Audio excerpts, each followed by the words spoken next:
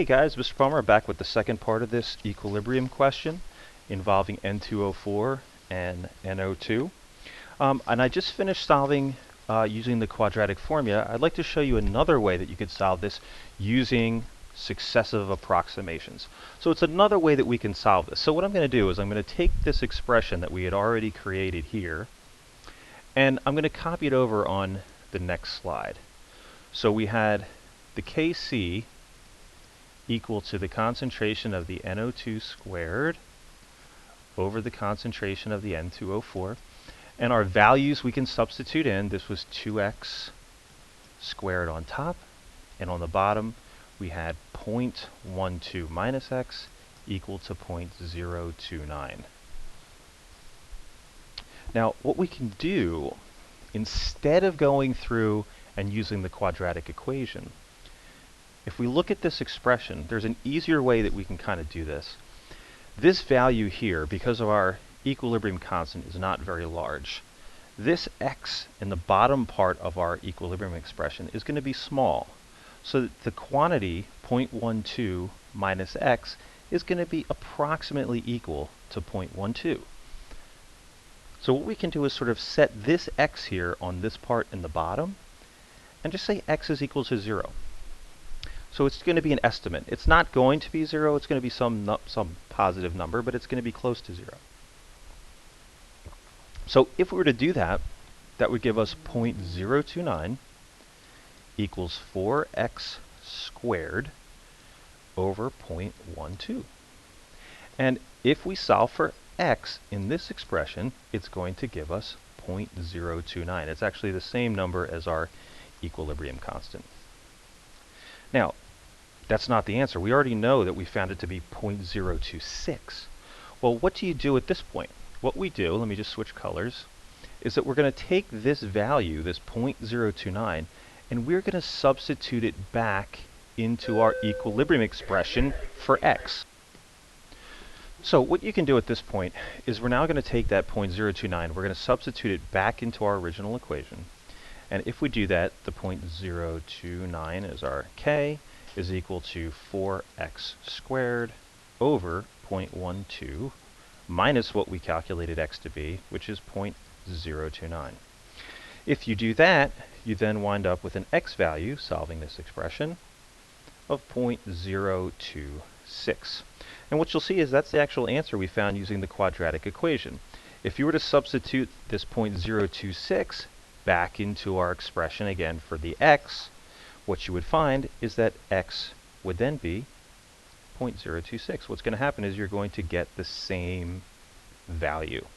And so once that happens using this method of successive approximations, you're going to wind up with the correct value the same way you did using the quadratic formula.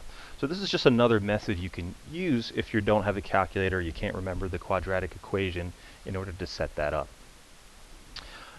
So let's talk about these really important problems that involve qualitative understanding. This is a conceptual understanding of equilibrium.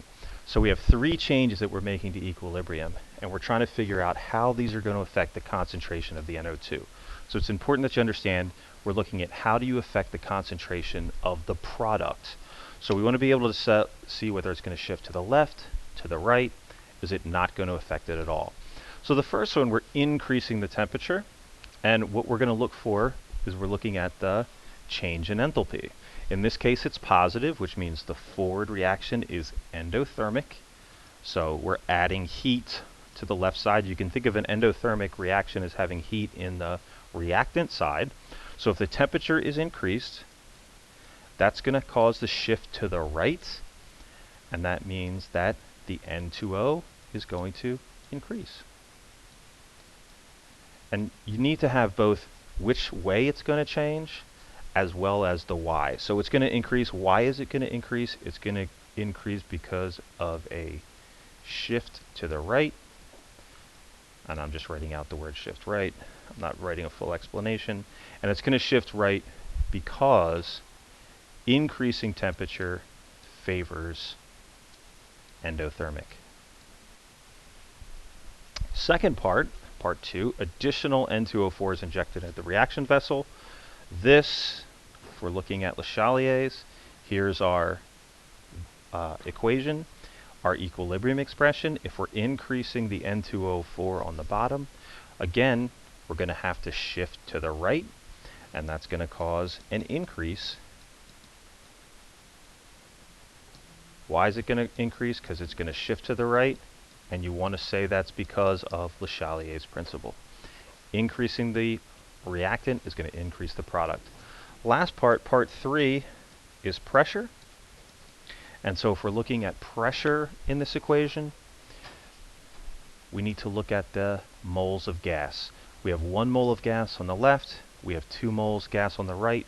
Increasing the pressure of the container is going to cause a shift in the direction of left's moles, which means it's going to shift to the left.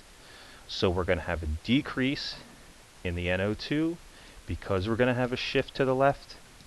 And you want to say why it's going to shift to the left, and it's going to shift because increasing pressure